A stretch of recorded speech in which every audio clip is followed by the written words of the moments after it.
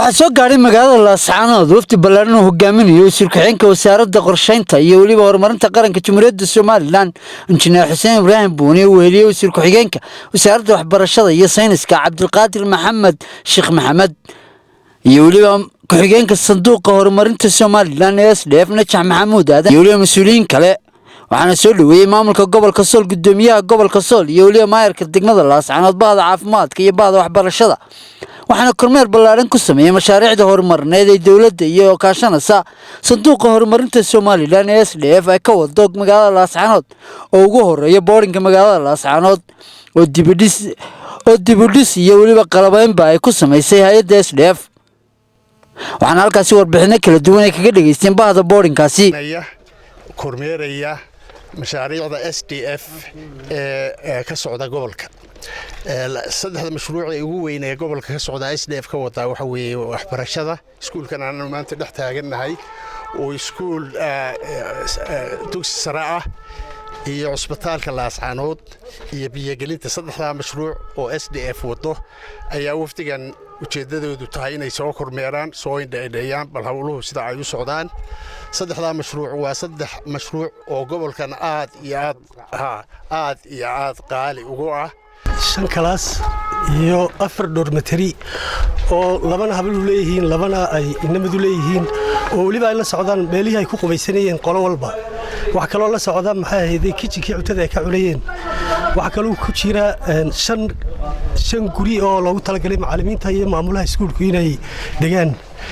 ilaa imika waxa noo qabsoomay meeshii cuntada ku cunayeen waan dhamaynay waxa kale oo noo haray waxa weeyaan biyagelintii iyo leedhkii dhulka marayay waxa kale sidaas oo kale u dhamaaday labada dormitory ama labada guri ee waaweyn caruur ee loogu talagalay namada iyo meeshii ku qubaysanayeen waxa kale oo noo dhamaada labada dormitory ee hablaha iyo meeshii ku qubaysanayeen waxa kale oo dhamaada laboratory u qaybsan chemistry iyo biology mashruuc oo waxtara oo hay'adda SDF ay ka fulisay ama sanduuqa horumarinta Soomaaliland ninba soo yaqaano degmada Laascaanood kullay ka maamulahan degmo iyo golo degaan waxa farxad weyn oo ah saddexda mashruuc oo ah saddex mashruuc oo waxtar u ah magaaladan Laascaanood haday tahay xagga waxbarashada haday tahay caafimaadka iyo haday tahay biyaha waa saddexdii shay ugu darnaa waxaan dib u xasuusinayaa dadka reer Sool ama reer Soomaaliland horta mashaariicdan socota ay dhamaystirka qaar dhamaadeen anagu haddaan nahay reer Sool ama reer Soomaaliland waxaan abaalkeed u haynaa markii ugu horeysa xisbiga kulmiye marka labaadna waxaan abaalkeed u haynaa madaxweynaha hore qaranka Jamhuuriyadda Soomaaliland Axmed Maxamed Siilaanyo oo ugu ducayn Ilaahay miisaanka aakhir ugu daro SDF way timi oo mashaariicda way keentay laakiin cidda fulinaysay awaamirtii amarka lahayd ee taladeeda lagu socday waxay ahayd xukuumaddii hore iyo xisbiga kulmiye wartaal ogaado waxqabadkii dawladdii hore iyo xisbiga maanta talada haya reer Laascaanood taa oogin reer Soomaaliland oogin iskuulku aad buu qurux badan runtii waa iskuul aad qurux badan oo aan ku amaanayo shirkadda qandaraastay si qurux badan runtii loo dhisay mar qaybta labaad aan ka hadlay waxa weeyaan iskuulkan anagu ka wasaaradda waxbarasho ahaan waxaan ugu talagalnay in dalka oo dhan aanu ka hirgelino waxbarasho aan intuu qofku iskuulka tagay iska tagin halkan sida idinka muuqata indhihiina ku arkayseen runtii waxa la geliyay tacab badan iyo fikir badan waxa la isu dul saaray ardayga wax baranaya meeshuu wax ka cunayay meeshuu seexanayay macallinkii wax u dhigayay meeshuu u seexanayay marka waa Ilaahay mahadi iyo meeshuu ku ciyaarayay meeshuu dharka ku meedhinayay runtii waxaan isleeyahay waa dadaal aad u weyn cidii kasta ee ka qayb qaadatayna waan ku amaanaynaa haddaan wasaaradda waxbarashada gudoomiye iyo maayar socdaalkayagu wuxuu daarnaa qiimeyn iyo koorgal iyo kormeerid mashaariicda sanduuqa horumarinta Soomaaliland ka hirgelinayo ama uu maalgeliyay gobolka Sool socdaalkayagu uu dheeraa gobolkii Sanaag banu ka nimid gobolkii Togdheer banu isagana imka ku soconnaa Sool banu iminka joognaa farxad gaar ah runtii noo tahay marka socdaalkayagu wuxuu daarnaa inaanu qiimeyno sidoo kalena kormeerno mashaariicdii laga fulinayo gobolka Sool ujeedkiisuna wuxuu ahaa ka wasaaradda qorsheyn ahaan inaanu anagu qiimeyno mashruuc kaste oo sanduuqa horumarinta Soomaaliland SDF uu maalgelinayo dhan kalena waxay kormeer ballaaran ku sameeyeen caafimaadka oo dhakhtar cusub ee xukuumaddu ay ka hirgelisay magaalada laascaanood iyo weliba marxaladii kala duwanaa uu soo maray lagu qabtay hoolka cusbitaalka guud ee magaalada laascaanood oo waa sidii kuwii cusbaa laga dhigay taas waxay ku timi wada shaqaynta hay'adda SDF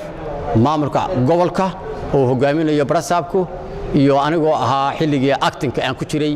bay ku timi iyo xilligii maamulka dawladda markaa joogto dawladda ka riixisay haddaan aan wada jirka ku shaqayn wanaagga cusbitaalka dhexe laascaanood ka muuqda ma muuqdeen maanta maamay kana uu la qabaa cusbitaalkani restructuringkii staffka koob iyo 20 bildin oo cusub baa lagu kordhiyay cusbitaalka halku markii hore 7 qura uu ka ahaa koob iyo 20 ka roof ee la taagay shaqaalayn buu doonayaan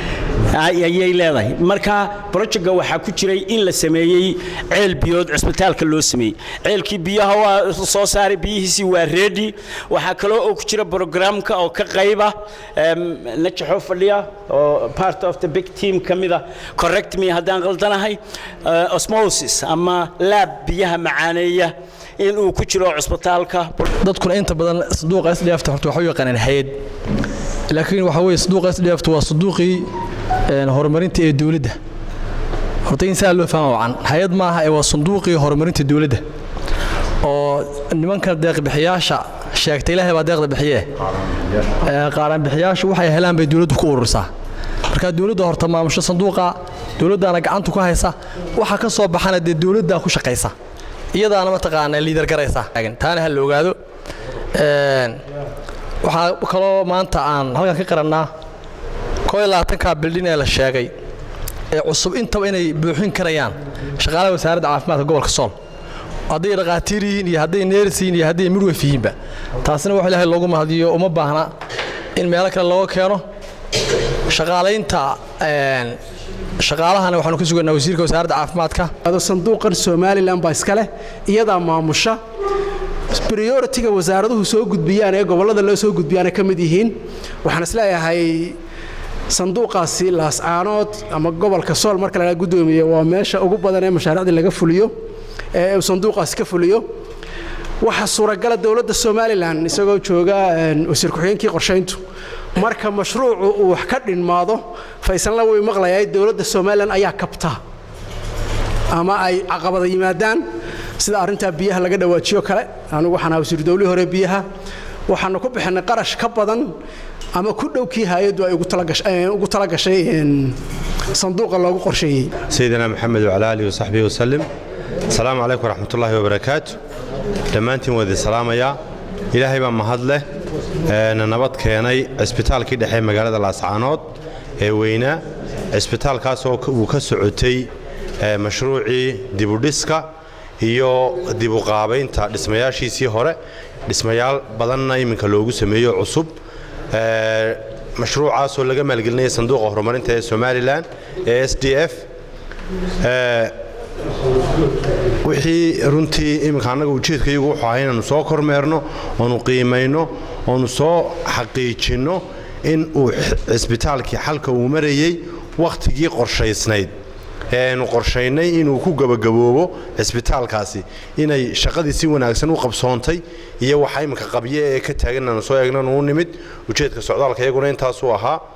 wixii runtii imka mas'uuliyiinta joogtay isbitaalka ama ha noqdaan kuwii injineerada dhisay ama mas'uuliyiinta kala ha noqdaan wixii qabye ah ee imka taagan ee jira waxaan jecelnahay inaanu xukuumad ahaan soo dhameystiri doono وبرقة عمر أحمد ورباعين تقارن كجمهورية الصومال الآن لا سعنات